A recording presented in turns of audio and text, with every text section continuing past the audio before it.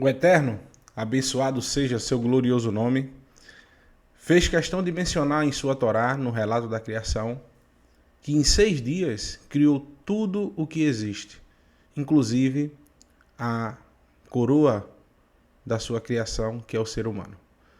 Mas o 7º dia, ele abençoou e descansou para dar o exemplo para toda a sua criação de que o Shabat é o dia de descanso e de deleite do ser humano e de toda a sua criação. Outra vez, quando ele entregou a sua Torá para o seu povo, as suas instruções para o seu povo, no Monte Sinai, ele fez questão também de escrever com a sua própria mão. Zahor et Yom HaShabbat leikadisho. Lembra-te do dia de Shabat para santificá-lo.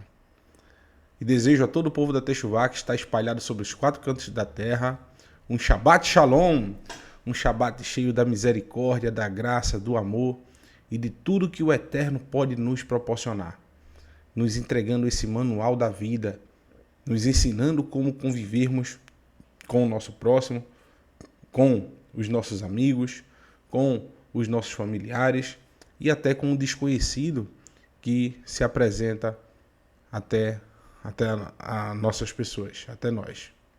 Então, que neste dia, nessa maravilha, nesse início de Shabat, possamos desfrutar desses ensinamentos e aprendermos algo novo, né? Se o Eterno assim permitir.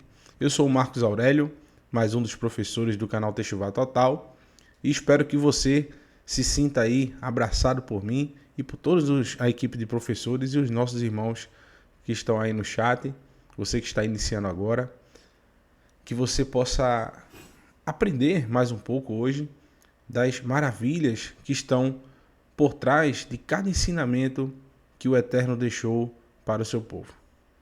Então, como você já sabe, nós estudamos a instrução do Eterno, a sua Torá, que é conhecida também erroneamente por aí como lei, né? E também como Pentateuco. E nós estudamos essa instrução do Eterno, que é a palavra Torá, em vez de lei, a sua tradução deveria ser instrução. Nós estudamos por partes, são 54 pedacinhos que nós estudamos ao decorrer do ano. E chegamos hoje à 5ª porção, a porção Hayei Sará, e viveu Sara. E vocês vão notar algumas peculiaridades bastante interessantes nessa porção, que vão falar de detalhes que a gente vai buscar trazer para vocês reflexões. E nessa porção Hayei Sará, nós vamos encontrar justamente no início dela, né, o oposto. Nós vamos encontrar uma cena aí que realmente deixa triste qualquer pessoa, que é justamente o momento da morte de alguém, né? Quando alguém morre, algum familiar, algum parente, nós ficamos realmente tristes, né, com essa situação. E não foi diferente do nosso pai Avraham, né, o patriarca do monoteísmo. A maioria das religiões do mundo tem Avraham como o pai da sua religião. E, em si, nós não praticamos nenhuma religião, mas nós temos por pai Avraham, o pai da fé, né? O início de tudo, aquele que foi o precursor da confiança inabalável às instruções do Eterno. Quando o Eterno dava alguma instrução, ele a seguia prontamente. E nessa porção, Hayei Sará, nós vamos ver justamente o oposto de viveu, né? Hayei é viveu, Sara e viveu Sara. E a gente vai ver o oposto, a gente vai ver a morte de Sara. isso vai nos trazer grandes ensinamentos. Só no início da porção aí, a gente já vai ter um grande ensinamento. E eu coloquei como tema, né, do anonimato para a eternidade. Então, por que do anonimato para a eternidade? Aqui tem nessa ilustração, né, Abraham, Sara aqui morta, né, e Isaac vem nessa situação, o filho deles tão amado, né, que eles tanto esperaram, e Isaac já ouvia com certeza as histórias, né, do seu pai e da sua mãe, e ele se depara aí nessa ilustração, uma ilustração eu achei bastante impactante desse momento, né, de dor, porém a Torá vai colocar como se fosse a vida de Sara, né? A gente vai entender um pouco sobre isso. E o que é que a gente pode começar a extrair desse... Só um minutinho que o notebook aqui, rapaz, tá meio rebelde. O que é que a gente pode extrair desse início, né, de ensinamento dessa porção? Que justamente nessa porção é que a gente vai ver a morte de Sara, a morte de Abraham, e no finalzinho dela também fala da morte de Ismael, o primeiro filho de Abraham, né, que ele teve com a sua serva Agar, que era a serva de Sara. Então, eu coloquei esse tema aí do anonimato para a eternidade, porque, como a gente já vem estudando aí nas porções, Abraham e Sara, início da sua vida com o Eterno, né, o início do contar da sua história, desse casal maravilhoso, se dá quando eles já estão de idade avançada. Abraham com 75 anos e Sara com 65 anos. Até o nome deles eram diferentes, né? Era Avram e Sarai. Então, um casal já idoso, que provavelmente, né?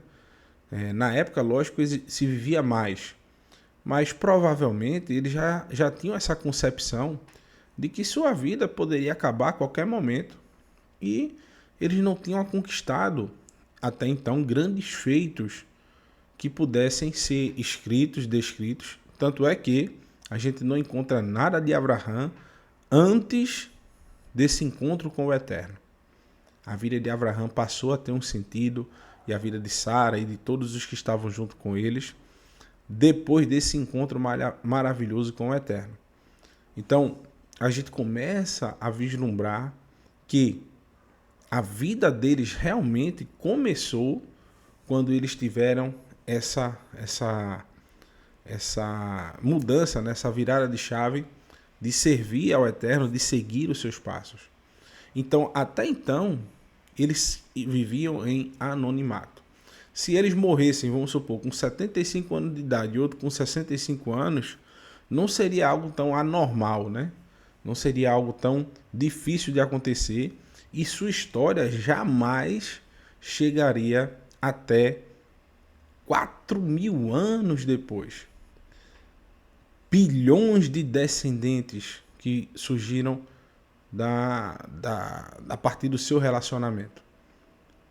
Pessoas já idosas que facilmente poderiam vir a falecer por alguma enfermidade, por alguma falta de tratamento, por algum acidente. E a vida deles poderia ter acabado ali, e, literalmente, a gente não conhecer essa história maravilhosa de superação, de luta, de força, de amor e principalmente de fidelidade ao Eterno. Mas o Eterno fez questão de levantar este homem, esse casal, né? Tanto Sara, a esposa de Abraham, quanto o próprio Abraham e todos os que saíram junto com eles para viverem essa longa jornada. E isso nos dá, meus irmãos, um exemplo maravilhoso de que nunca é tarde para seguir os caminhos de Adonai. Você que está chegando aí, você que está iniciando no nosso canal, vai ver a gente aqui lendo um pouquinho de hebraico. Eu arranho, vou ler um pouquinho aqui de hebraico, para que vocês possam ir se acostumando, se familiarizando, observando que na tradução a gente vai trazer uma tradução um pouquinho mais próxima do original, tentar, né? E isso vai fazer com que vocês aguçem mais essa vontade de buscar o original, o idioma original, e compreender melhor alguns dos ensinamentos das Escrituras. Então, quando a gente começa a observar isso, a gente vai começar a notar também que nunca é tarde para seguir os caminhos do Eterno. Eu mesmo tive o meu chamado, eu sempre faço questão de contar isso, há pouco mais de 7 anos atrás.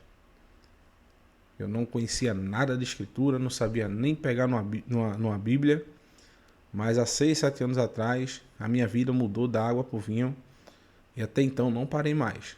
Então, nunca é tarde para você iniciar seu caminho de relacionamento com o Eterno. Você pode sim, no meu caso foi com 29 anos, com de outros professores já foi um pouco mais tarde, de outros já foi mais cedo. De Avraham foi com 75 anos de idade. Eu tenho um amigo meu, ele deve estar aí no chat, meu amigo e irmão Ivan. Ele começou nessa caminhada comigo, também juntos, e ele tinha 59 anos. E essa semana passada, ele fez 66 anos de idade. Então, ele tinha 59, fez 66 anos de idade. Então, o irmão Ivan, a gente considera ele como o patriarca, né, do nosso grupo aqui, das nossas conversas aqui no Recife. Então, nunca é tarde para você iniciar. Pelo contrário, sempre vai ser cedo para você começar a sua jornada no caminho, né, que o Eterno trilhou para você, né? E esse caminho é só o início, né? A gente só está no início. Mas o caminho que o Eterno trilhou para o seu povo é eterno. Então, se a gente for medir tempo para a eternidade, não existe isso. Você não tem como contar o que é eterno. Então, o que é que a gente pode aprender disso aí também? Que é melhor viver um pouco de tempo na presença do Eterno do que passar uma vida toda longe dos seus caminhos. Não importa a hora, quando o chamado chegar, devemos seguir. É melhor, meus irmãos, muito melhor você viver um dia na presença do Eterno do que viver toda a sua vida longe dos seus caminhos.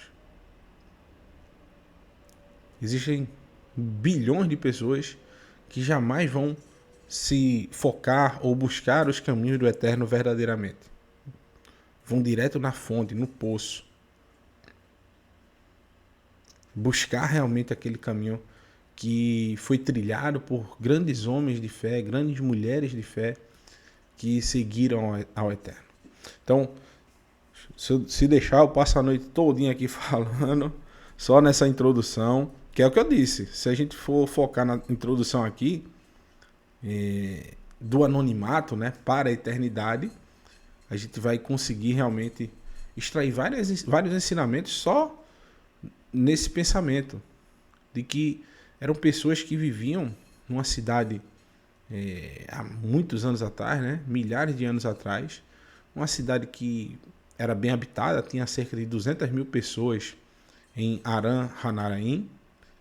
O pai de Avraham recebeu essa missão, né, de ir para a terra de Canaã, a terra de Canaã, mas ele parou no meio do caminho. Eles eram de Ur dos Caldeus, mas eles pararam no meio do caminho. E depois de um tempo, Avraham recebe essa missão, já que seu pai não queria seguir. Então o Eterno dá essa missão para Avraham e ele resolve seguir esses caminhos do Eterno, resolve servir ao Eterno de todo o coração e sua esposa vai com ele. Atrás de uma mulher, atrás de um grande homem, não existe nada. Ao lado de um grande homem existe uma grande mulher. A mulher nunca pode estar atrás do homem. Ela tem que estar ao lado, acompanhando ele, ajudando ele, não atrás. Ao lado, sendo companheira literalmente. Então, vamos dar prosseguimento, né, ao nosso estudo.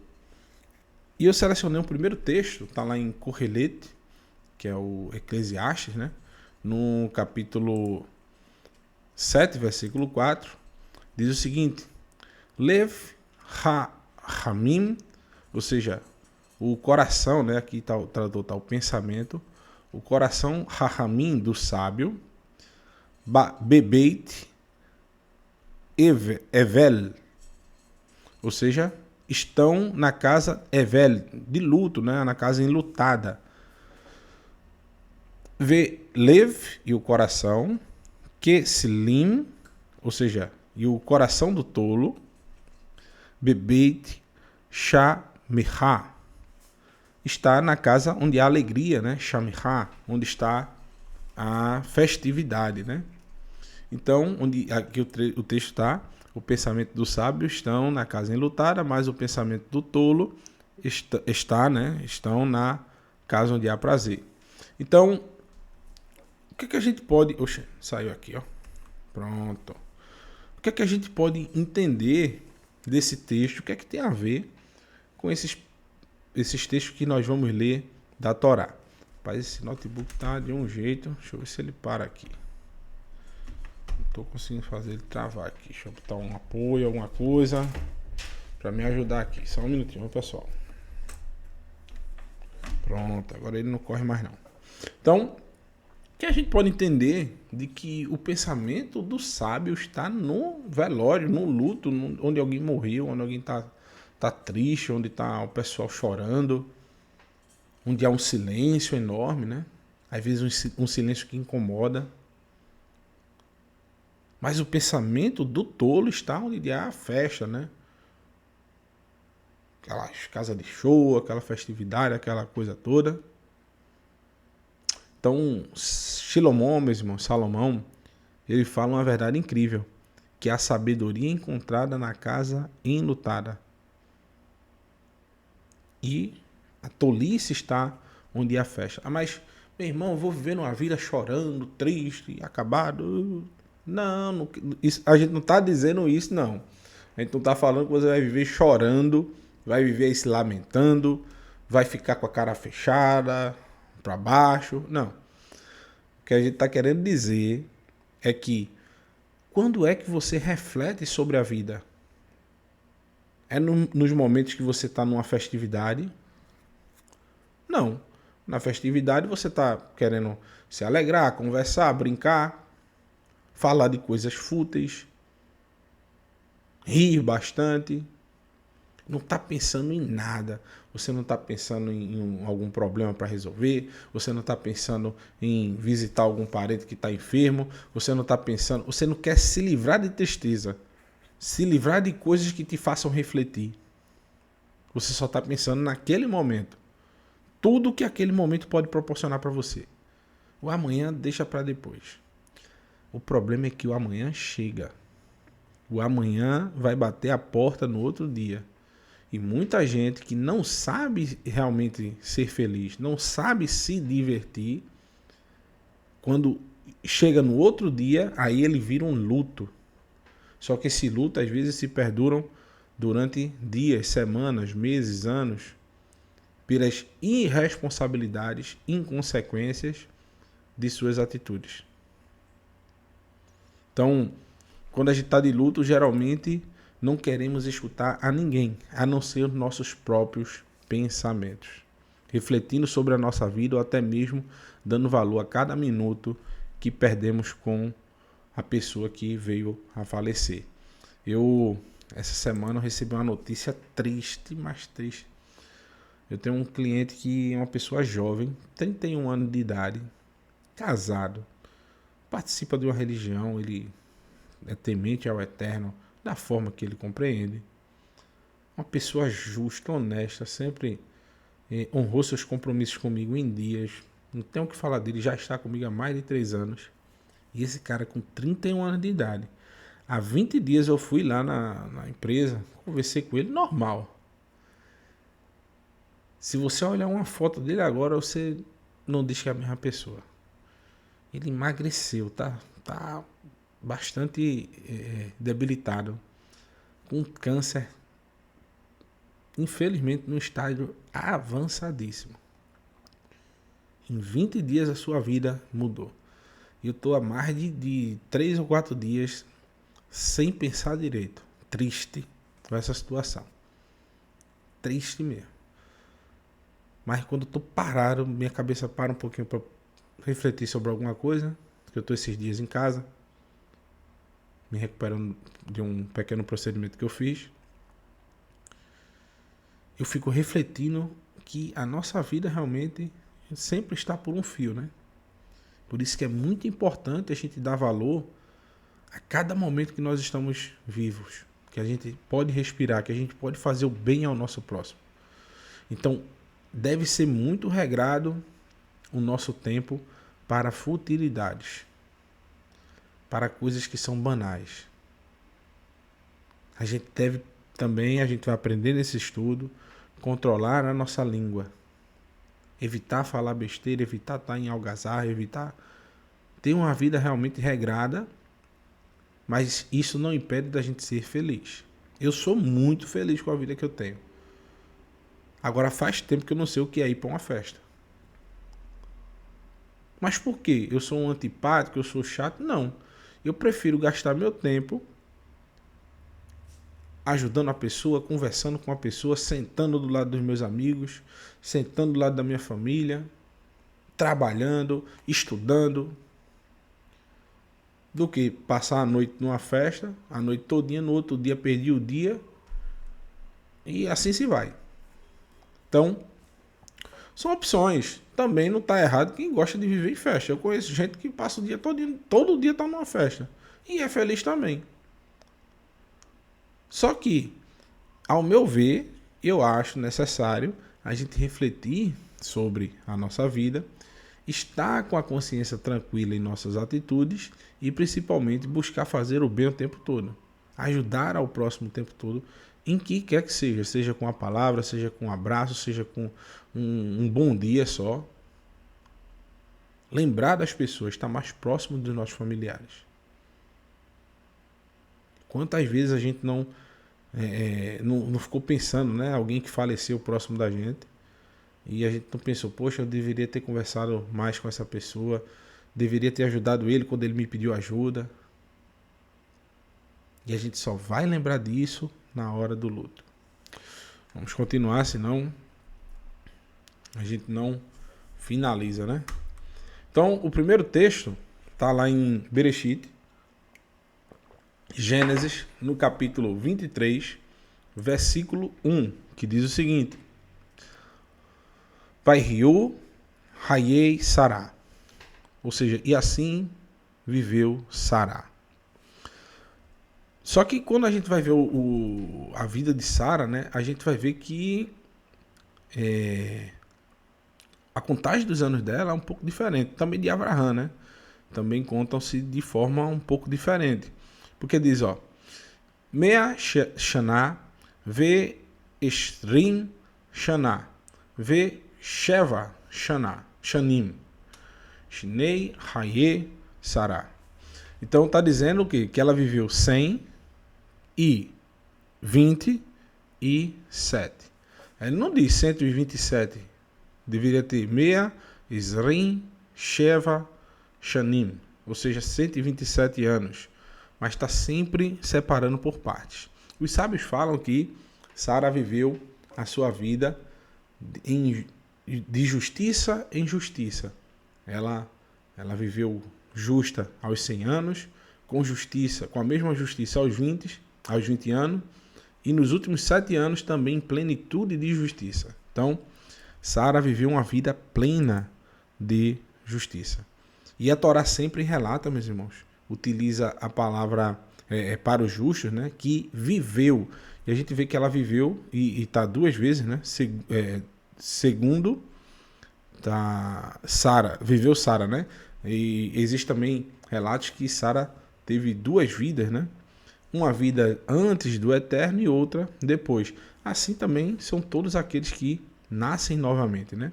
Porém, aparece a palavra Hayei Sará, ou seja, viveu Sara 2 vezes aqui no texto, tá vendo?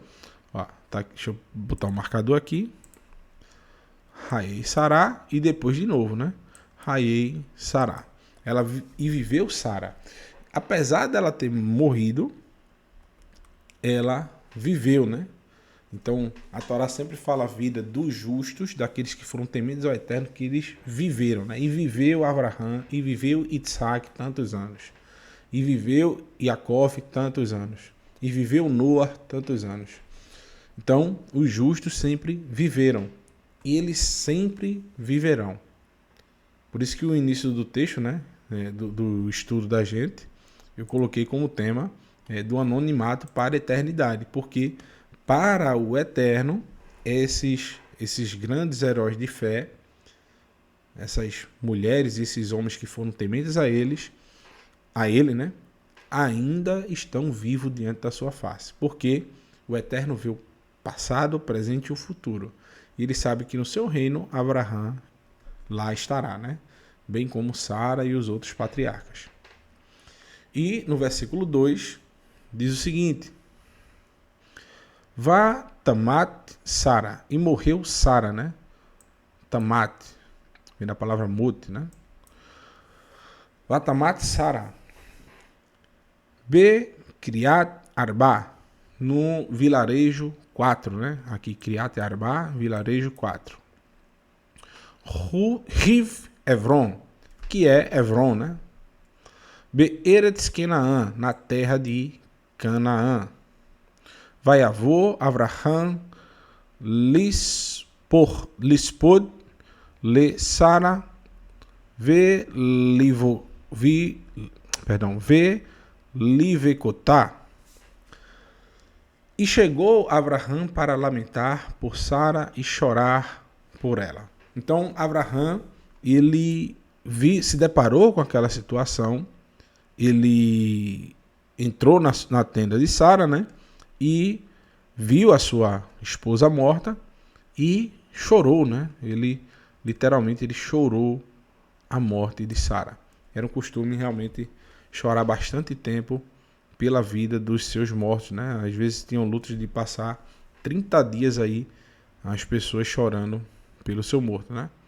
Então, Avraham, que no texto anterior, né, tinha saído de um livramento que foi a Akedah, né, a amarração de Yitzhak, onde o Eterno pediu a vida de Yitzhak e Avraham iria cumprir esse decreto, e havia uma grande tristeza, né, na vida de Avraham, e o Eterno deu um grande livramento.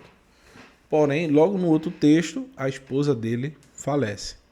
Então, muitos dos sábios do povo Yehudim, do povo de Israel, eles ligam, né, esse momento da amarração, do possível sacrifício de Isaac, eles linkam com a morte de Sara. Eles dizem, olha, provavelmente Sara sabia que Isaac iria morrer e ela não aguentou e faleceu. Porém, existe uma grande diferença nos tempos com relação a essa interpretação, né? Porque no caso Sara, Yitzhak, ele tinha, segundo os sábios, 33 anos quando ele foi para esse momento com Avraham. E o que é que a gente vê no texto?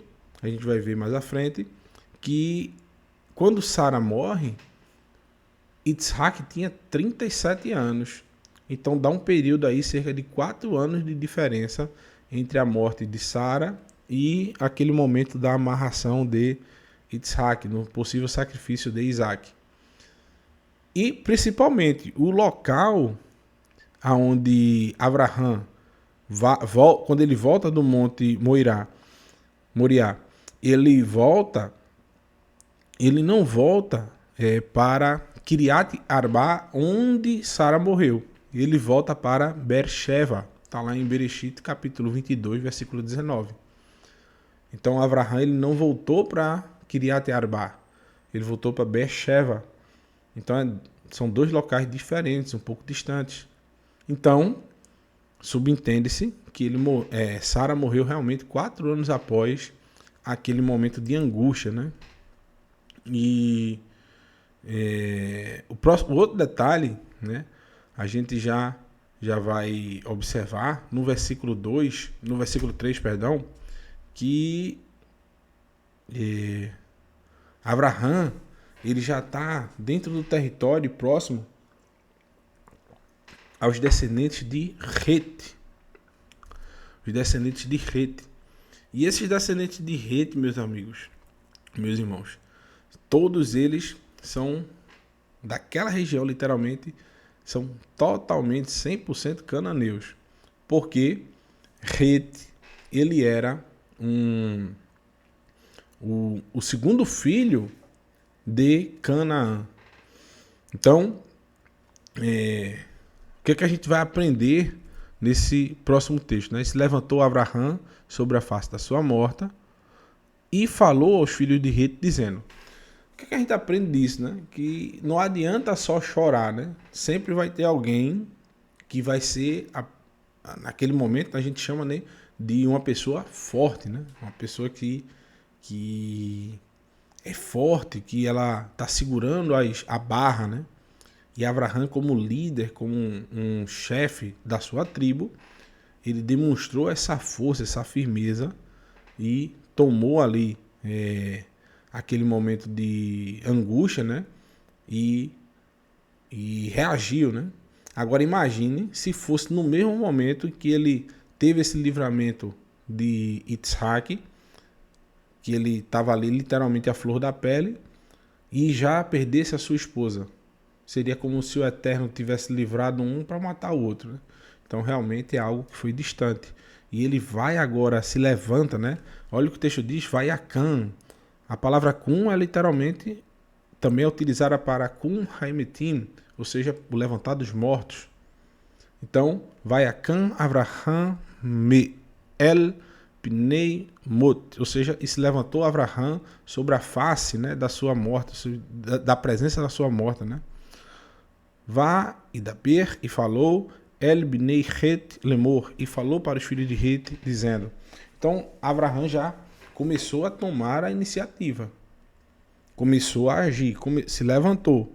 Então, isso também nos dá exemplos de apesar de momentos de dificuldades, existe um momento da gente chorar, mas também vai existir, às vezes não é naquele exato momento, a gente tem que primeiro providenciar as situações. Por quê? O primeiro ponto, né, que a gente tem que entender. Quando alguém falece, segundo a tradição que existia, né? E até hoje, aqui no Brasil se mantém isso, um país que demora bastante para enterrar seus mortos, é os Estados Unidos. Às vezes o defunto tá ali, rapaz, há mais de 14 dias, 15 dias, o pessoal sai levando para tudo quanto é de canto.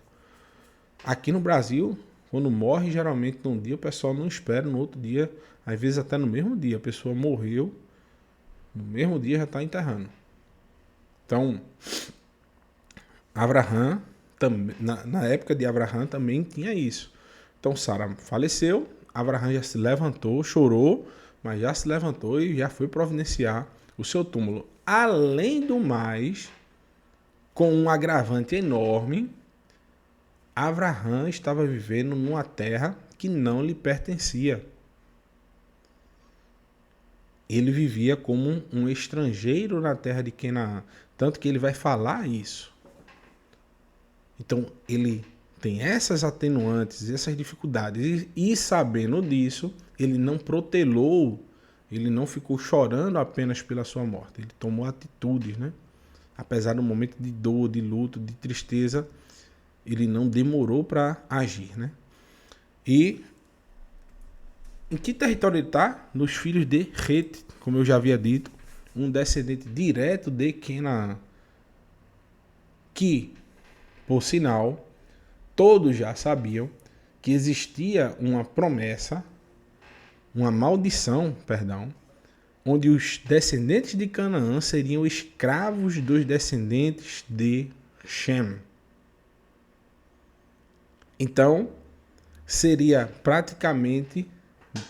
muito difícil Abraão, que era bastante conhecido e todos sabiam a sua procedência, a sua descendência, um filho de Shem conseguir alguma terra no território, literalmente, de Canaã. Porque eles imaginariam que essa promessa se cumpriria com esse homem, e ele, a partir do momento que ele tivesse uma propriedade fixa naquela terra, ele seria dono de tudo e todos virariam seus escravos. Então, Abraão já tem esses atenuantes, né? Mas como ele sempre foi uma pessoa bastante receptiva, uma pessoa honrada, justa, que estava sempre ali fazendo bem a quem estava à sua volta, ele tinha essa liberdade de poder pelo menos conversar, né? De se dar bem e conversar com quem estava ali. Então ele se levantou, literalmente, do seu luto e foi falar com os filhos de Het, né? Um descendente direto de Canaã. Ou seja, eram pessoas descendentes diretas de Canaã. E o texto que mostra, né, a descendência de Het está lá em Bereshit, Gênesis, capítulo 10, versículo 15. Ele é o segundo filho de Canaã, ou seja, um filho direto de Canaã. E Het quer dizer barreira, né?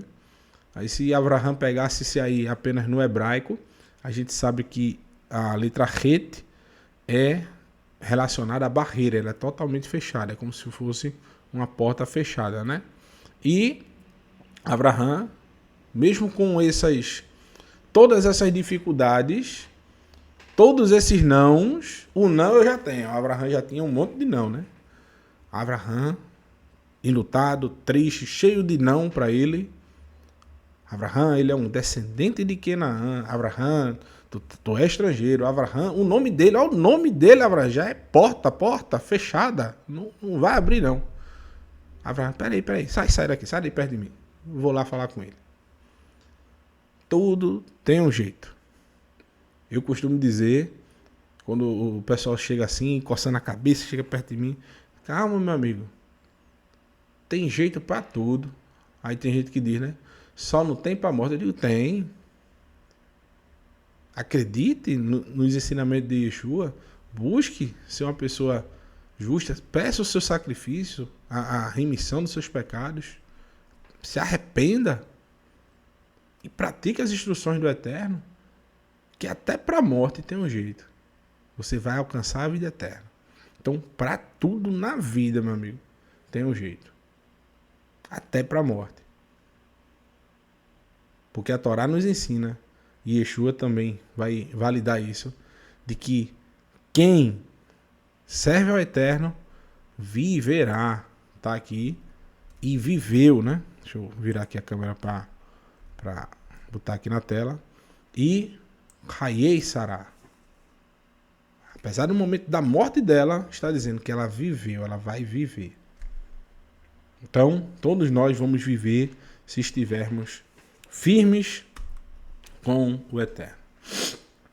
E no livro de Bereshit, no capítulo 23, versículo 4, diz o seguinte, justamente o que eu estava falando para vocês, né? Diz, Ger Toshav, ou seja, estrangeiro e morador temporário, ou seja, viajante, um andarilho, né? Anohi, eu sou Imahem, ou seja, entre vocês. Tenuli, permita para mim, né? Conceda para mim. Tenuli a rezat kever, ou seja, permita para mim adquirir uma caverna, né? Uma sepultura, né? Um local para enterrar o seu morto. E continua. Imahem ve ekvra meti milfanai. Permita para mim adquirir uma sepultura entre vocês para eu poder sepultar a minha morta. Então, Abraão, ele, apesar de o Eterno ter dado essa terra para ele, o Eterno ter dito, olha, vai para essa terra, onde você botar os seus pés, você vai ser dono, você vai prosperar, você vai se multiplicar. Ele está num momento de dificuldade, passando por aflição, mas Abraão mostra a sua humildade diante do Eterno. Porque ele não exige que o Eterno cumpra essa promessa. Ele não coloca uma faca no pescoço do Eterno. Eu sou dono disso aqui. Agora é a hora de tu me dar. Não. Em momento algum, o Eterno fala nada com Abraão nesse momento de dificuldade dele. Abraão também não reclama em nada. Ele toma atitudes que estão em suas mãos. E no Midrash Haggadol diz o seguinte: venha, veja a humildade de Abraão, nosso patriarca, pois Elohim prometeu a ele e a seus descendentes a terra. Agora não encontra um jazido, e a não ser com grandes esforços e dificuldades. E mesmo assim não duvidou nem desafiou o Eterno. Abraão, meus irmãos, sempre se portou como um servo e nunca como o dono da terra. Tratou os cananeus sempre com respeito, amor e, principalmente, lembre-se, ele libertou alguns dos descendentes de Canaã, que viviam ali na terra de Canaã, até da escravidão, até da morte. Quando ele saiu lá para recuperar o seu sobrinho, Lote, na guerra, né, que teve entre os reis, 5 reis contra 4 reis, e foram levados cativos, né, o povo de Sodoma, inclusive o seu sobrinho, Abraão foi lá e libertou essas pessoas e trouxe elas de volta, descendentes de Canaã. Em nenhum momento Abraão, por ter libertado essas pessoas, ele se assenhorou delas. Pelo contrário, quando ele conseguiu trazê-las de volta, ele as libertou e deixou tudo com eles. E quando eles vieram para Abraão para oferecer um pagamento, Abraão disse: jamais, não vou aceitar esse pagamento. E vocês vão ver a importância disso, que foi muito importante para Abraão ele não ter aceito esse pagamento. A gente vai falar um pouquinho disso mais à frente. Então, Abraão se coloca como um Gertoshav, ou seja, estrangeiro e morador temporário na terra de Canaã, ou seja, diante dos filhos de Het, os hititas. Os filhos de Het, eles sempre estavam por ali na terra de Canaã, e o povo de Israel também por ali. A gente vai ver mais à frente no livro de Bereshit, no capítulo 36, se eu não me engano. Foi um texto que eu estudei ano passado, eu fiz essa porção. Eu me lembro que esse foi um grande desgosto, né, para Rivka, para Rebeca, quando Esaú e Esaú tomou as esposas da terra. E uma das esposas de Esaú, era uma hitita, uma descendente de Het, uma mulher cananeia, né, perdão. Então foi um motivo de desgosto para Rivka, um momento de tristeza. Mas só tem mulheres injustas, só tem descendentes de Het injustos? Não. Vou lhe dar um exemplo de um homem que foi justíssimo diante do Eterno. Mais justo do que muitos israelitas. Vocês lerem lá em 1 Crônicas, capítulo 11, versículo 41, vocês vão encontrar a história de Urias, que era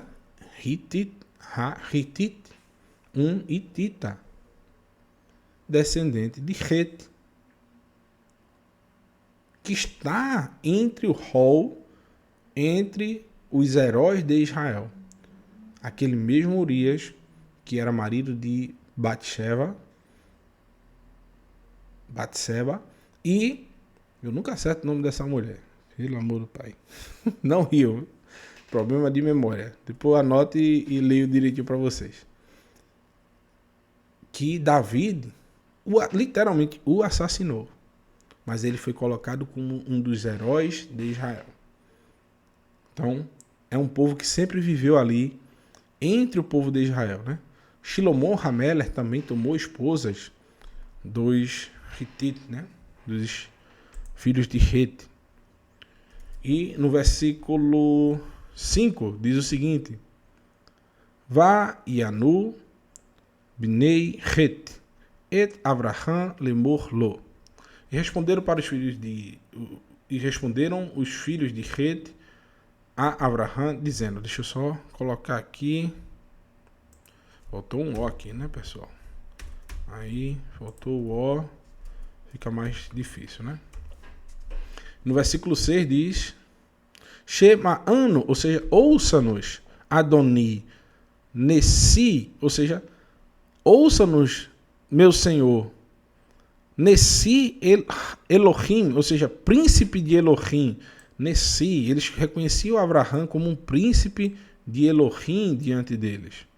Então Abraão, provavelmente, esses hititas, quando faziam suas caravanas e passavam diante da tenda de Abraão, Abraão fazia aquela recepção, aquela festa, dava um banquete, oferecia um pouquinho de água e um pedacinho de pão. Porém, o que é que Abraão entregava? Um banquete para esses homens. Como a gente aprendeu com Moré Felipe na semana passada. Então, eles já deviam ter escutado sobre o Eterno, né? Abraão, cadê as suas estátuas de seus deuses? Não, não cultuo não. Eu cultuo apenas um Elohim. Ah, mas você não tem ninguém que lhe proteja? Tenho, ele, meu Pai que está nos céus. Avinu Sheba Shammai. Então, eles já escutavam essas histórias. E eles consideravam Abraão um homem justo diante deles e consideravam ele um Nessi Elohim, ou seja, um príncipe de Elohim. Atá Betorrenu,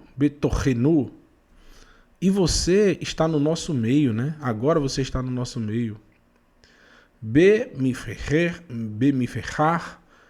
que fareino, que vor et meterra. Por isso, escolha qualquer um dos nossos túmulos para sepultar, meter a sua morta. Ish mimeno et kivro lo yachle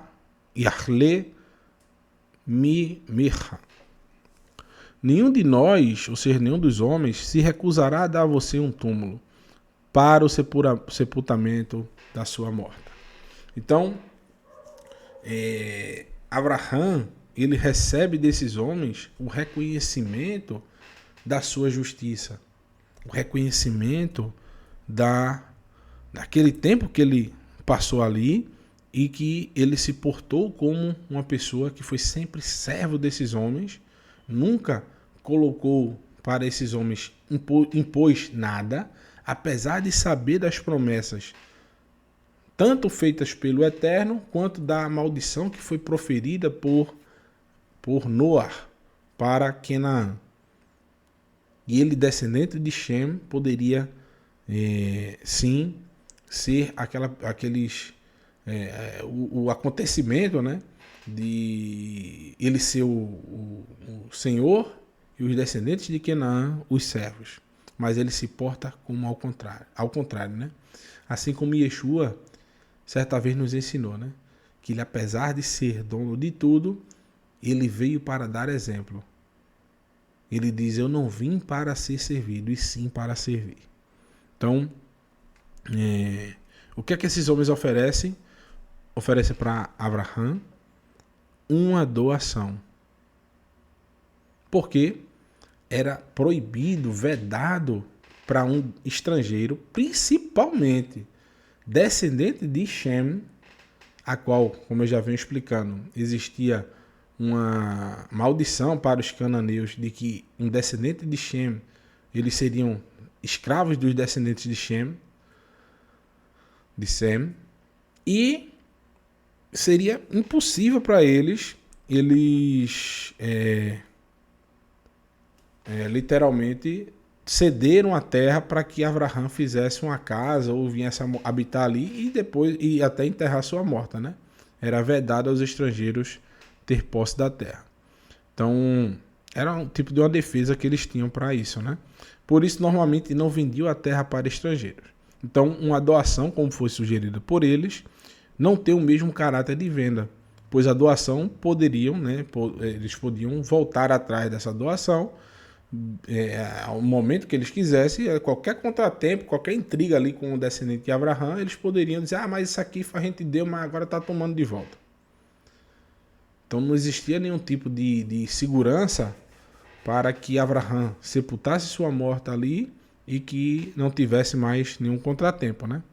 Mas no caso de venda não, era algo muito importante, algo irrevogável em qualquer cultura, em qualquer tempo. Então é um estatuto de posse literalmente daquela terra. Abraão sabia que poderia vir a morrer, já que sua mulher faleceu antes dele e ele já era mais velho. Ele também saberia que poderia vir a morrer em pouco tempo. Então ele sabia dessa dificuldade que seus descendentes teriam para poder conquistar, né, um pedaço de terra ali e sepultá-lo do lado da sua esposa, né? Sabendo que geralmente era para se enterrar no mesmo dia. Então ele não poderia percorrer uma grande distância, voltar para Aram-Hanaraim com a sua morta. Ele tinha que enterrar ali naquele momento e era aquela terra que ele estava habitando, né? Então, portanto, depois da sua morte, depois da morte de Abraão, os descendentes de Het poderiam pleitear e reaver o campo, né? Então, ele comprou o que já era dele por direito, como eu venho dizendo, o Eterno já havia dado essa terra para Abraão, mas ele quis e ele comprou aquilo que já foi prometido a ele. Então, a gente vê aí o primeiro passo dessa posse aí que o Eterno havia dado para Abraão, mas o primeiro passo quem tomou de comprar um pedaço de terra foi o próprio Abraão, né? Eu sempre faço umas anotações, se não me esqueço aqui, meus irmãos, eu passo direto e não falo tudo que eu estudei, né, para poder passar para vocês. Vaiacam Abraão, ou seja, ele se levantou aqui de novo, né? Vaiacam, se levantou novamente Abraão. Va istahu leam haaretz libnei Het, ou seja, e se prostrou ao povo da terra, aos filhos de Het. Então, ele se prostra, vai istahu, ou seja, ele se prostrou diante desses homens, se encurvou diante deles, se colocou novamente como servo. Ele já havia dito antes, né? Eu sou um estrangeiro, eu sou eu sou um morador temporário entre vocês. Me permita, eu rogo. Ele não faz, ele faz um pedido rogando a essas pessoas, né? Por misericórdia. E aqui mais uma vez ele se prostra diante desses homens, apesar deles estarem fazendo de bom grado, querendo dar aquela terra por reconhecer ele como um nasci, um príncipe, um homem justo diante deles, né? Então, Abraão recebe literalmente um presente, algo maravilhoso. Quem não quer, meus irmãos? Quem não queria, hein? Tá aqui, você não quer? Tome. Você não quer a terra? Tá aqui, é sua. Não precisa pagar, não. É seu, tome. Tome, isso aqui é seu. Tome isso aqui de presente, tome. Quem não quer? Porém, sempre reflita. Apesar de ser um momento que era necessário agilidade, era um momento de grande tensão, não deixava de ser um descendente de Shem querendo comprar uma terra. O pessoal já ficava meio assim, né? Opa, ele quer comprar. Não é melhor a gente dar. Porque qualquer momento que ele se insurgir aí ou querer começar ele pode estar se fazendo de bonzinho e ele pode estar querendo se tornar o nosso Senhor e a gente virar escravo dele. Então vamos só dar, porque qualquer momento a gente toma de volta, a gente estamos na boa, né? E Abraão, por estar num momento de luto, querendo resolver logo essa situação, ele não está numa negociação tão boa para ele. Ele recebe uma dádiva de, em vez de pagar um valor até relativamente alto por uma terra, ele receber isso gratuitamente, sem pensar direito, ele poderia já aceitar. Isso nos demonstra, meus irmãos, que até nos momentos que a gente está mais angustiado, que a gente está mais nervoso, precisando tomar decisões rápidas, a gente tem que tomar mais 10 minutinhos e repensar, reavaliar, tomar cuidado. Porque às vezes esses 10 minutinhos que a gente parou para pensar, a gente consegue imaginar alguma situação que nós não estamos observando naquele momento. Nunca bata um martelo, fecha uma negociação rapidamente. Que na maioria das vezes você se arrepende depois. Se Abraham tivesse apertado a mão ali, ainda tá bom, meu amigo, obrigado, viu? Que coisa boa, você conseguiu para mim. Ele poderia ter se arrependido depois. E pelo fato dele ter conseguido comprar e ter uma escritura daquela terra, até hoje, veja que decisão importante. Por ele não ter aceitado a primeira oferta. Até hoje, o povo de Israel tem condições de dizer que existe uma prova cabal de que o povo de Abraham, que repassou para Isaac, repassou para Jacó e assim para os seus descendentes, adquiriram um pedaço de terra na terra de Canaã, onde é hoje o território de Israel.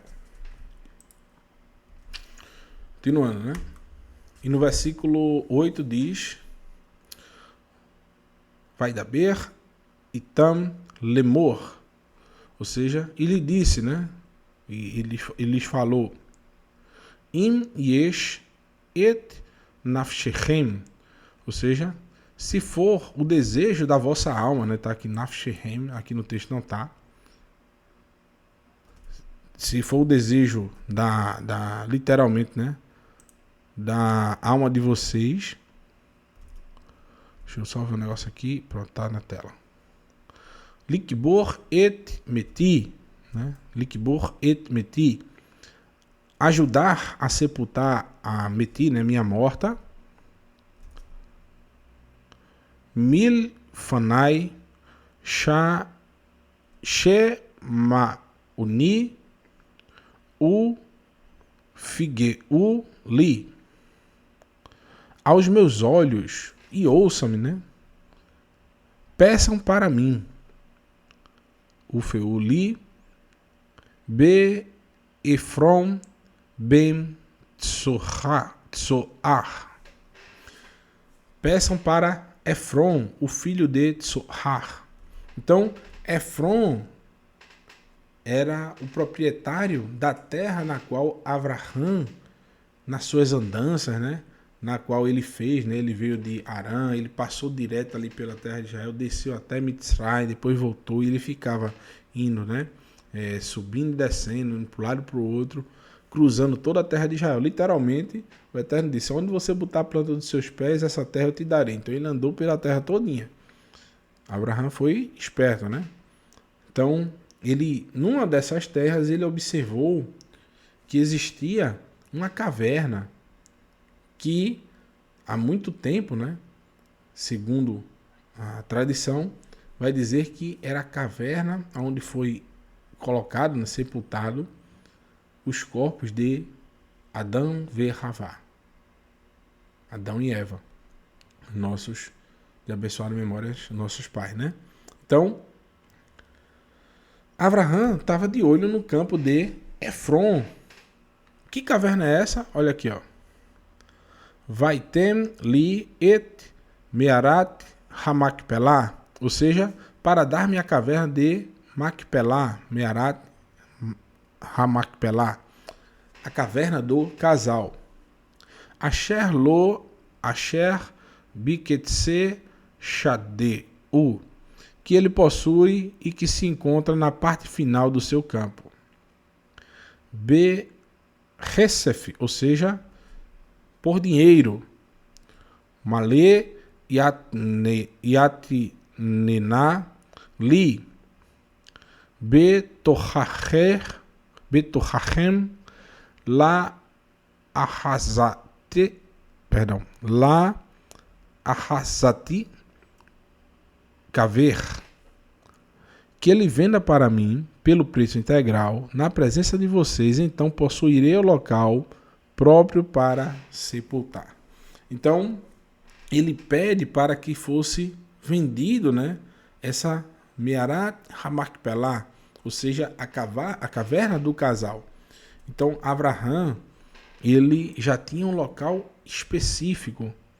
Então, e sem contar um detalhe importante, Abraham sabia até onde ficava, onde era o início do campo, o meio e o fim.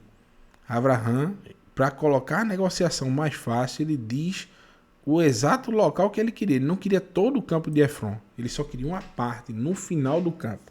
Já pensou se essa caverna ficasse no meio do campo de Efron? Aí sim seria impossível para Abraham comprar essa propriedade. Então Abraham diz: meu irmão, eu não quero tudo não. Eu não quero o campo todo de ninguém não. Eu só quero o pedacinho que está no final do campo dele, aquele que ninguém quer, uma caverna, ninguém quer isso, ninguém vai plantar dentro de uma caverna. Eu só quero aquele pedacinho ali no final do campo. Você não vai nem sentir falta. Não, o pessoal vai dizer, né? Eu lhe dou. Mas Abraham era insistente, viu? Então, que casal é esse, segundo a tradição? Adão e Havá. E somando, né, o valor numérico dos nomes de Adão e Havá, dá o número 70, que representa literalmente as nações. Abraham queria, pelo apreço que ele tinha pelos nossos pais, Adão e Havá, também, bem como acordar na ressurreição, nessa esperança que nós temos, acordar ao lado de sua esposa Sara, bem como provavelmente ele saberia que seus filhos seriam enterrados no mesmo local. Também, quando acordasse, ele visse primeiramente os nossos pais, Adão e Havá, que todos estivessem juntos naquele momento em que o Eterno devolveu o fôlego de vida para todo ser vivente. Então, ele tinha também essa mesma esperança. E o respeito, né?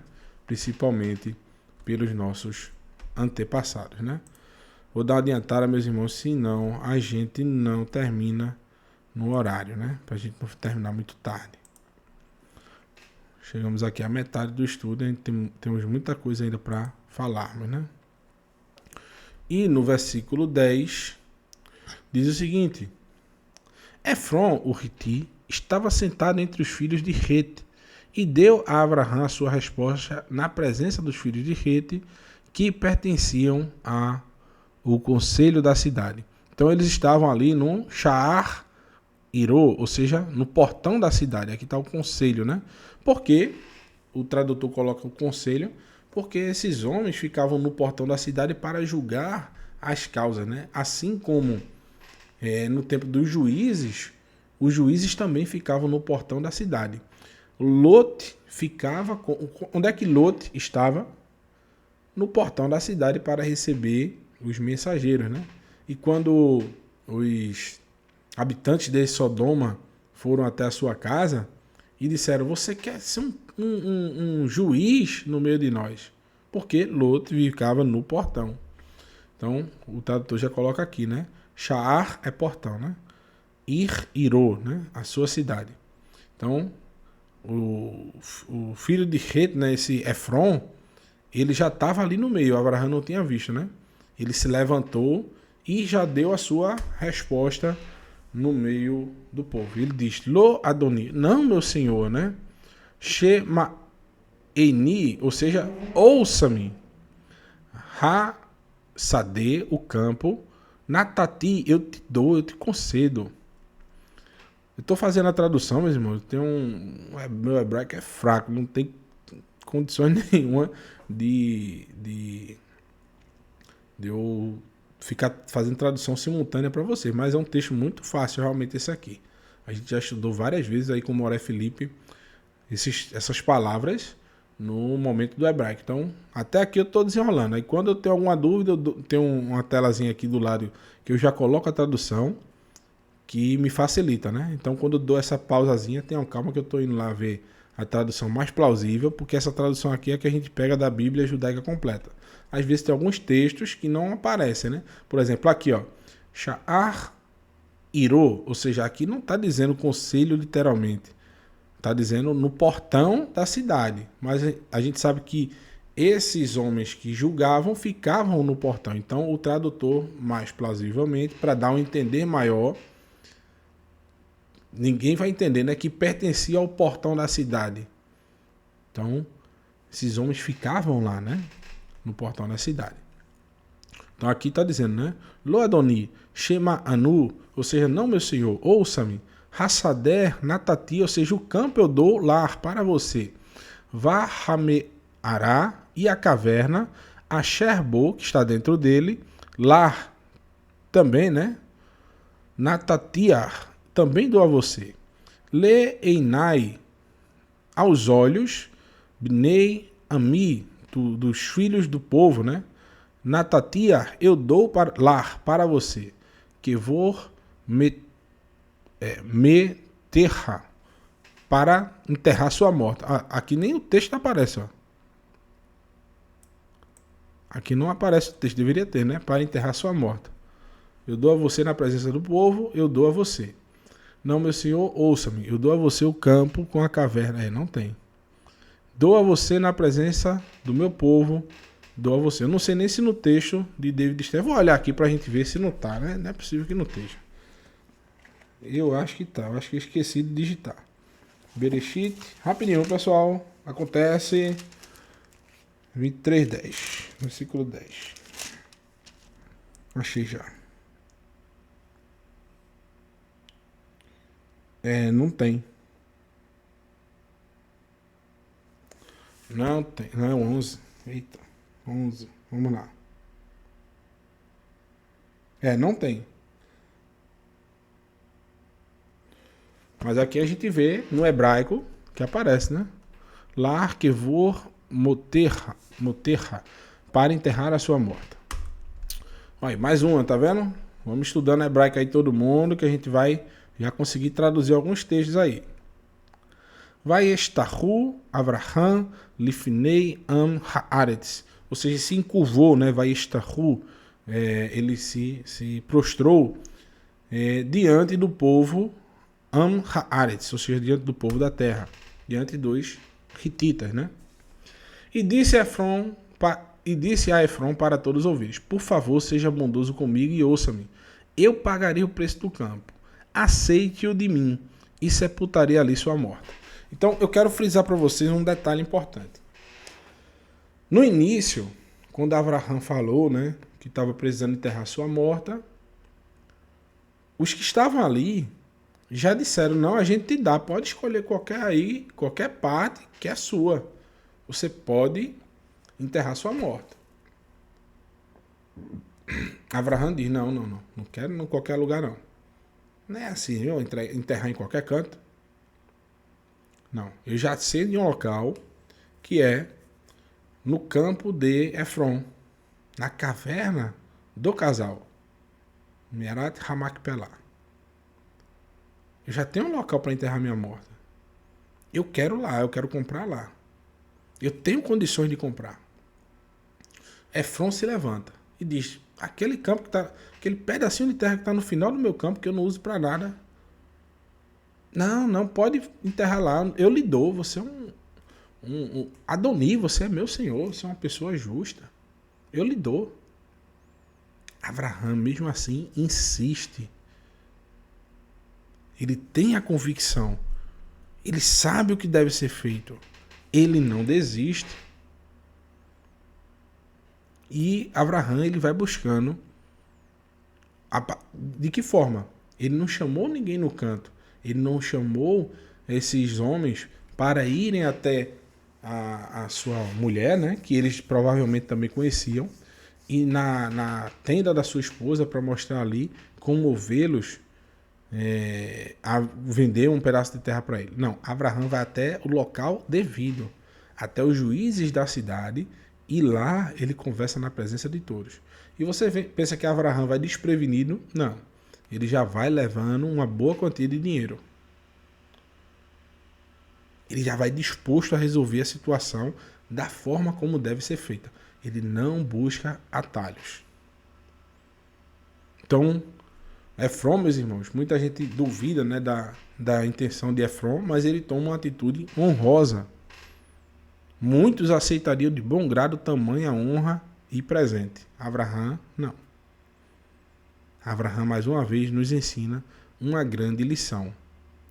Nunca gaste suas fichas com aquilo que você tem condições de fazer. Nunca abuse da boa vontade. Abraham era um homem riquíssimo. Podemos dizer milionário, uma pessoa que tinha bastante posses. A gente vai ver isso no estudo de amanhã de manhã. Abraham era um homem riquíssimo. Tinha boas condições financeiras. E ele não poderia queimar suas fichas com algo tão... algo que não fosse abalar suas finanças, suas condições financeiras. Isso nos dá uma grande lição. Já pensou se Abraham, como ele disse, né? Quando ele foi lá para Sidom ver a morar e conseguiu trazer de volta os habitantes, né? Depois daquela batalha. E o rei de Sidom disse a ele: Abraham, eu vou te dar uma parte do dinheiro do espólio, né? Do que sobrou da guerra, da matança, né? Dos reis.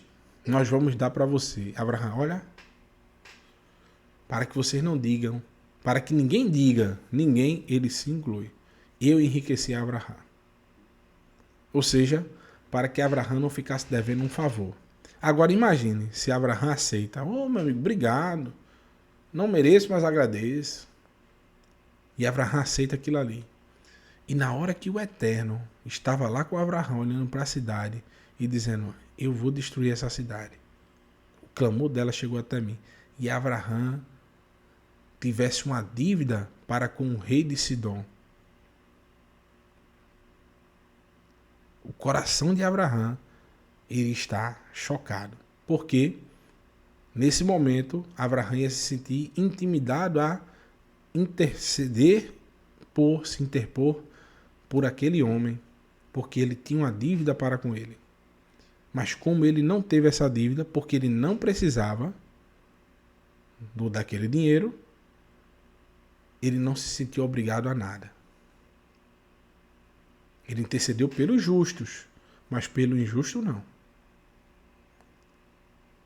Isso é um aprendizado para a gente, para que, principalmente nós que temos essa fé que é muito visada, porque quem guarda a Torá, geralmente é tido, olha o santinho, olha aí, que não faz isso, guarda o Shabat, faz não sei o que lá, quero ver ele agora.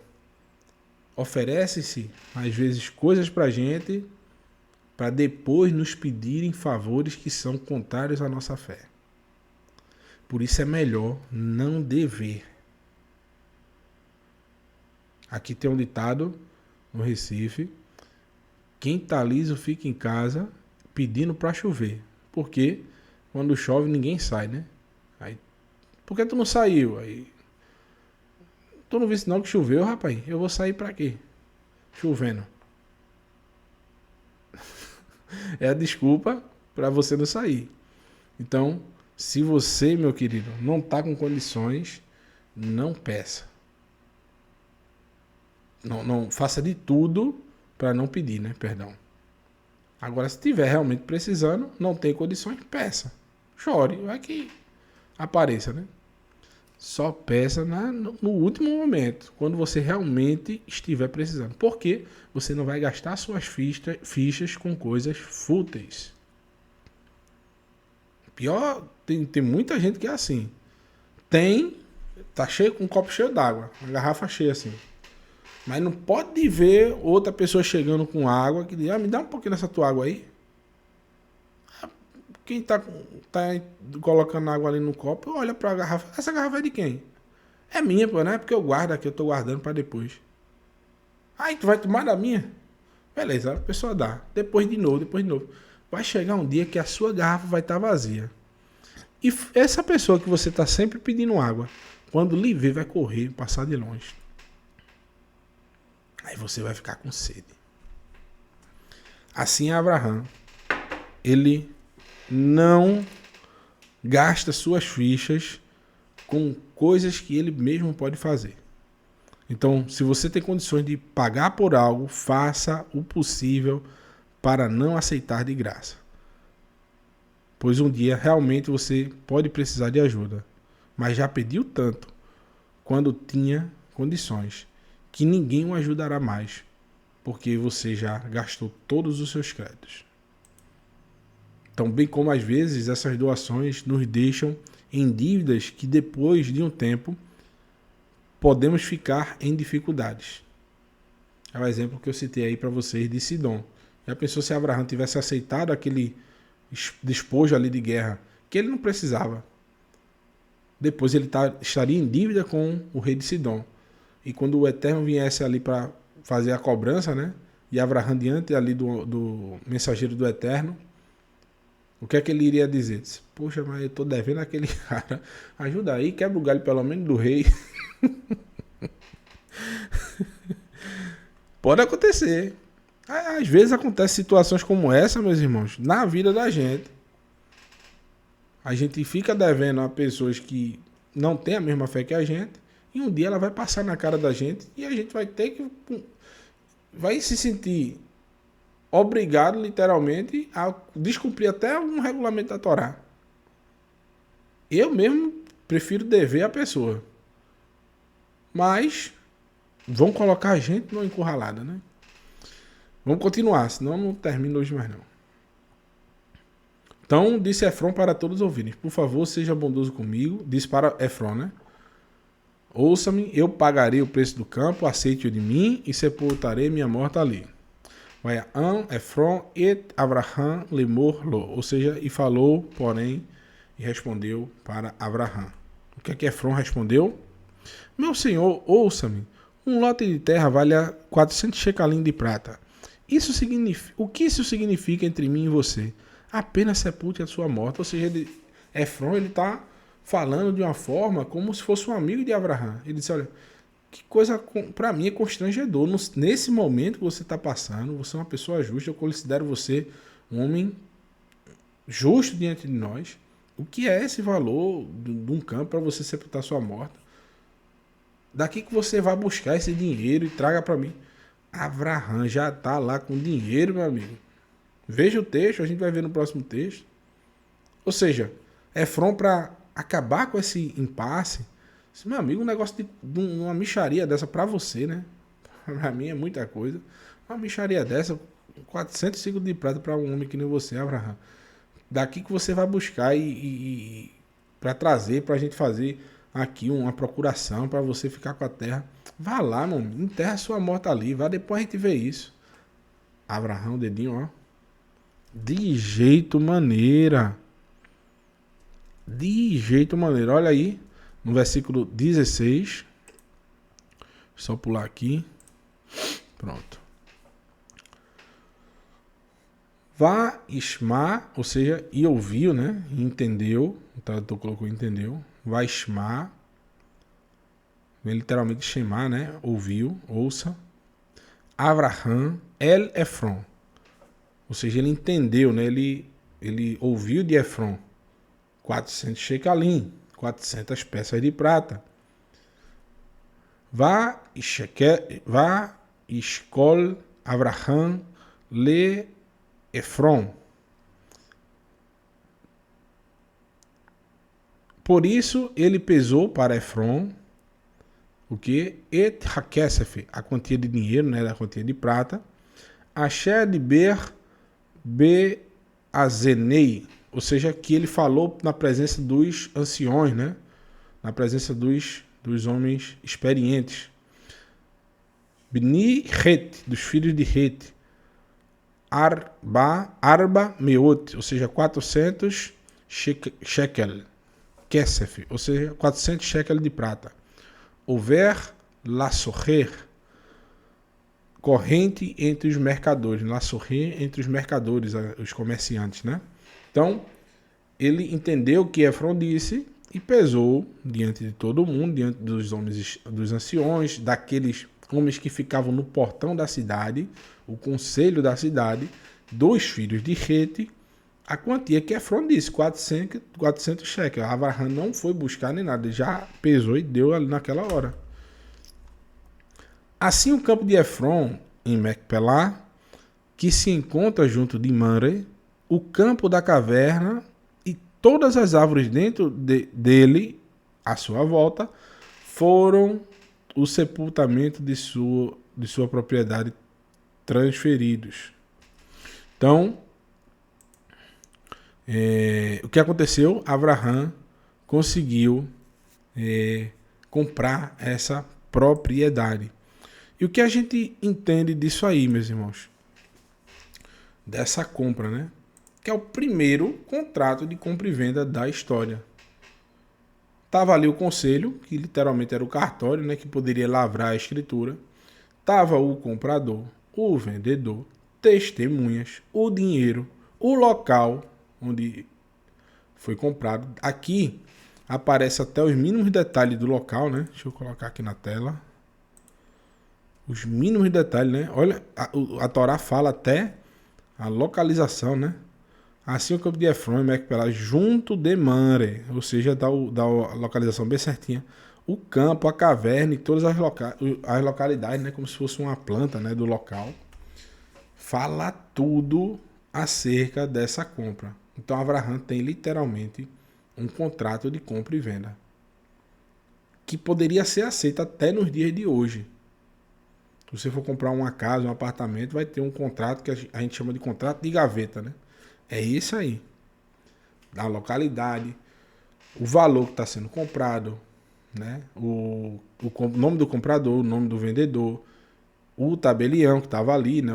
As pessoas, os anciões, as testemunhas e todos os locais, as referências de onde é o local exatamente. No versículo, deixa eu ver a hora. Estamos finalizando já, meus irmãos. Le Avraham, le Mikna, le Einei Pnei Het. Ou seja, e Avraham, como a sua propriedade, na presença dos filhos de Het, Bihol Ba'ei Sha'ar Iro. Ou seja, na presença dos filhos de Het, que pertenciam, que estavam no portão da cidade, né? No conselho da cidade. Então Abraham comprou essa propriedade na presença de todo mundo ali. Então Abraham sepultou Sara, sua mulher, na caverna do campo de Macpelá, junto a Mamre, também conhecido por Efron, na terra de Canaã.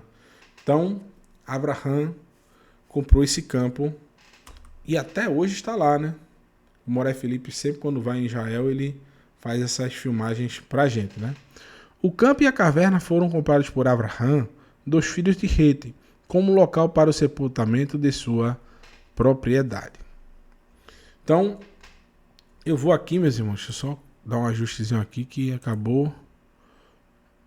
Deixa eu só ajustar aqui uma coisa. Pronto.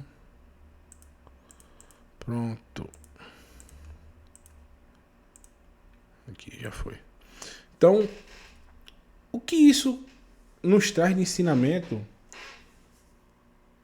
para nós hoje? De ensinamento sobre a nossa fé. A nossa emuná. Que assim como Abraham, meus irmãos, se achava, se considerava um estrangeiro, ambulante ali naquela terra, peregrino naquela terra, assim somos nós hoje. Nós temos que ter humildade, assim como Abraham teve, para ter acesso a habitar naquele meio ali, sem nenhum contratempo, e sermos considerados justos diante de quem? Do povo ao qual nós estamos vivendo. E um exemplo que eu trouxe para vocês é que a gente pode se dizer: ah, mas eu não sei se eu tenho sangue de Abraham. Como é que eu vou poder participar dessa ressurreição dos mortos? Quando Abraham ressuscitar com sua esposa Sara, seu filho Isaac, seu neto Yaakov e todos os seus bisnetos, tataranetos, e até chegar à sua linhagem, e eu vou descobrir que eu não tenho o sangue de Abraão. Como eu poderia estar nesse reino se eu não tenho essa descendência? Fazer parte dessa esperança.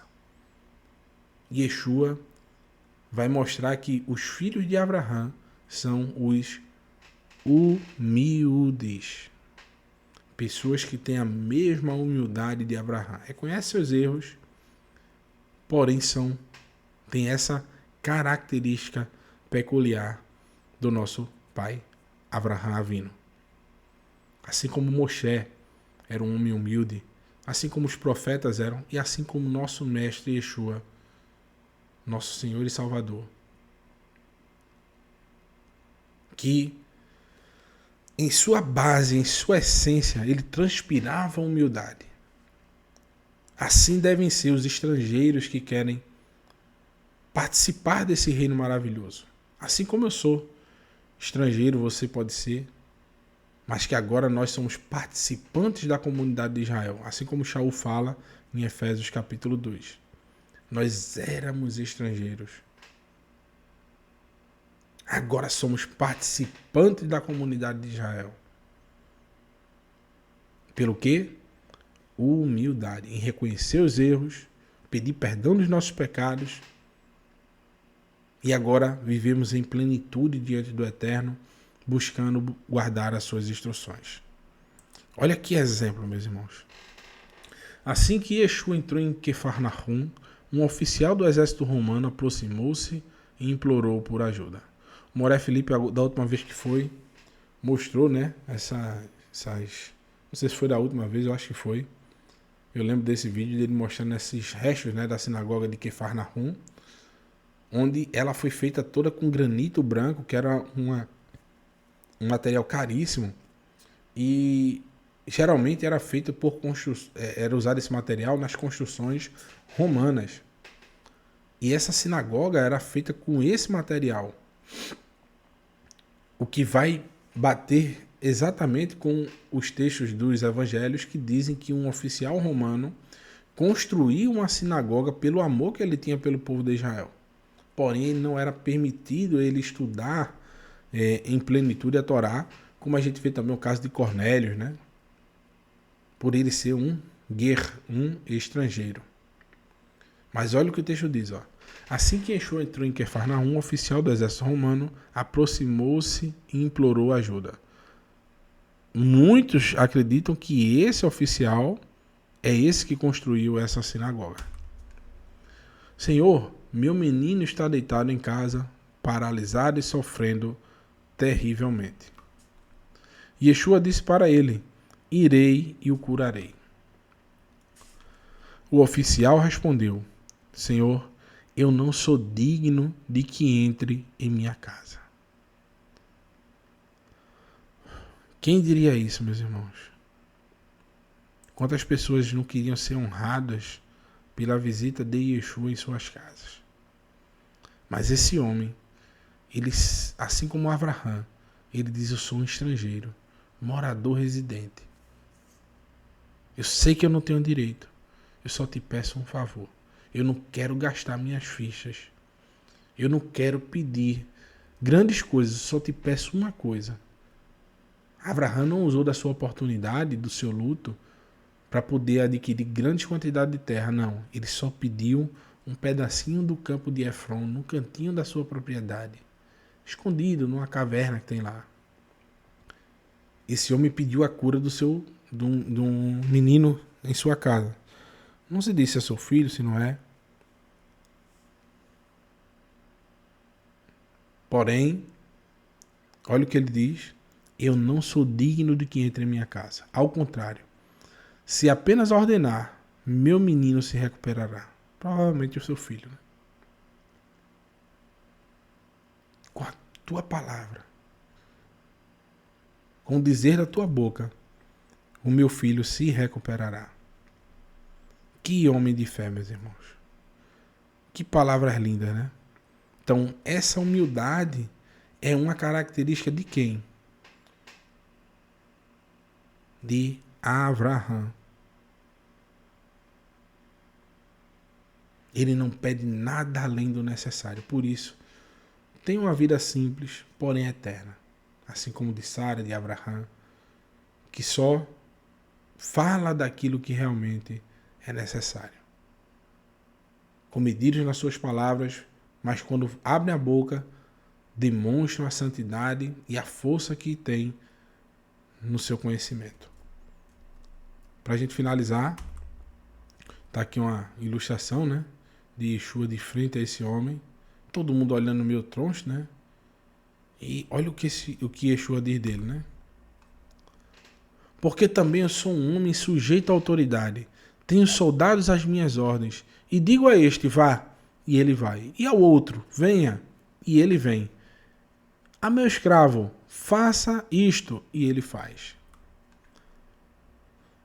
No versículo 10, olha o que Yeshua diz. Ao ouvir isso, Yeshua se admirou e disse às pessoas que o seguiam: sim, eu lhes digo que não encontrei ninguém em Israel com tanta confiança. Por isso que Yeshua, numa das suas discussões, até hoje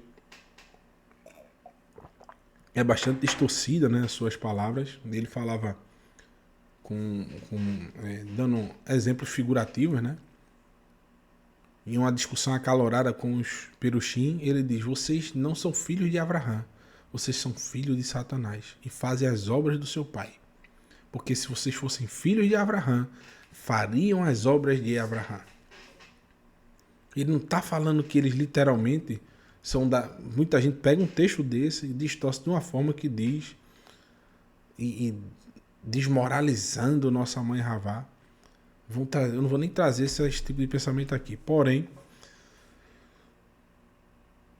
são pessoas incautas, literalmente, tolas, que eu até saio de perto, não falo nada, não vou discutir. Não adianta também. Mas pega um texto desse para trazer a literalidade, que a pessoa literalmente é descendente sanguíneo de Satanás. Taca, olhe. Mas Yeshua está dizendo: vocês são filhos de Satanás. Porque vocês fazem as obras do seu pai, que é a mentira, o engano. Porque se vocês fossem filhos de Abraão, fariam as obras de Abraão. O que é que Yeshua está dizendo? Vocês mentem, enganam, trazem erros e são arrogantes, que eles eram arrogantes, prepotentes. Yeshua quer dizer que as obras de Abraão são acompanhadas de humildade, que é o que esse homem está mostrando. E Yeshua não encontrou até aquele momento uma confiança e uma humildade como a deste homem, que diz: Senhor, eu não sou digno que entres na minha casa. Só basta uma palavra tua e meu filho será curado. E no versículo 11 diz: além disso, eu lhes digo que muitos virão do Oriente e do Ocidente e tomarão seus lugares na festa do reino dos céus, com Abraão, Isaac e Jacó. Que todos nós, meus irmãos, possamos fazer parte dessa festa. Aí sim vale a pena a gente comemorar, nos alegrarmos e nos felicitarmos, porque estaremos com pessoas, estaremos num momento de grande felicitação. No mundo vindouro, nós não vamos nos preocupar mais com nada, com a morte, porque ela não existirá mais, com o engano, com a mentira, com boletos. Alô, Moré Felipe. Alô, meus irmãos. Boleto, olha, não tem mais. Mentira, dissimulação, engano, fraude, a morte, doenças, enfermidades. Nada disso existirá mais. Não haverá mais religião, brigas por causa de religião. Não haverá mais intrigas por causa de dinheiro. E não haverá mais governos opressores que querem nos tirar o direito até de pensar. Queria agradecer a vocês que acompanham até o final e deixar para vocês aí nosso amigo, meu irmão, Yosef Torres, o Garganta de Aço na Abricato Corranim. Shalom, shalom, meus irmãos. Até amanhã, viu? Que o Eterno abençoe vocês. Desculpe qualquer erro aí. Aos poucos a gente vai aprendendo, vai trabalhando junto aí. Em breve a gente vai melhorar cada vez mais e trazer conteúdos tão bons que vocês vão aprendendo, né, a colocar no seu dia a dia. Colocar uma musiquinha e a bênção sacerdotal e depois uma musiquinha para vocês, tá bom? Shalom, shalom.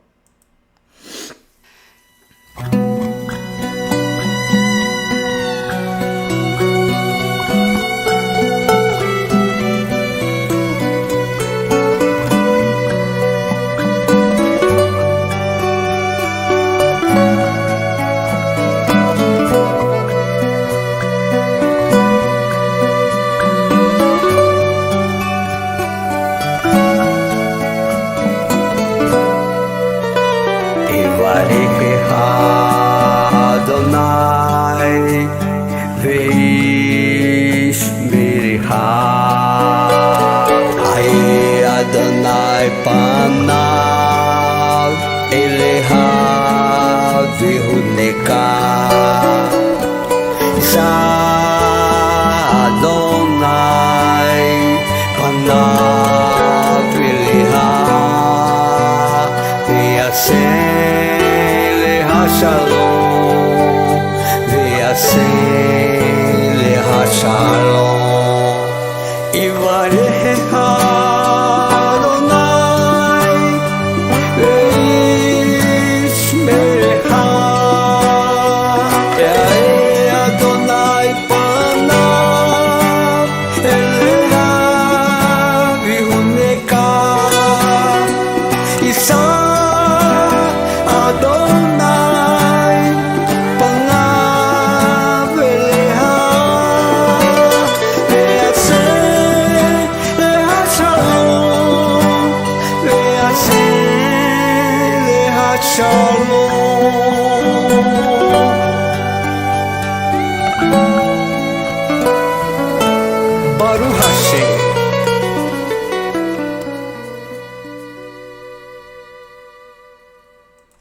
Tchau, meus irmãos.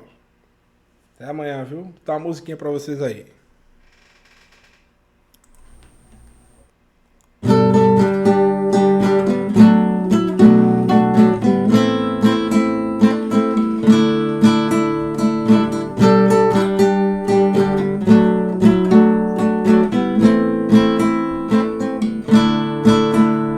אשרי האיש אשר לא הלך בעצת רשעים ובדרך חטאים לא עמד במושב לצי לא ישב כי אם בתורת השם חפצו ובתורתו נביגם יומם בלילה אשרי האיש אשר לא הלך בעצת רשעים ובדרך חטאים לא עמד במושב לצי לא ישב כי אם בתורת השם חפצו ובתורתו לביגם יומם בלילה קיה של כתוב הפגל מאי אתם פיו איתה ביתול ועלי לא יבול וכל אשר עשה יצליח וכל אשר עשה יצליח וכל אשר עשה יצליח וכל אשר עשה יצליח לכם הרשעים כי כמוך שטוב ורוח על כלא יקומו רשעים במשפט וחטאים בעד הצדיקים כי יודע השם דרך צדיקים כי יודע השם דרך צדיקים כי יודע דשאים טובים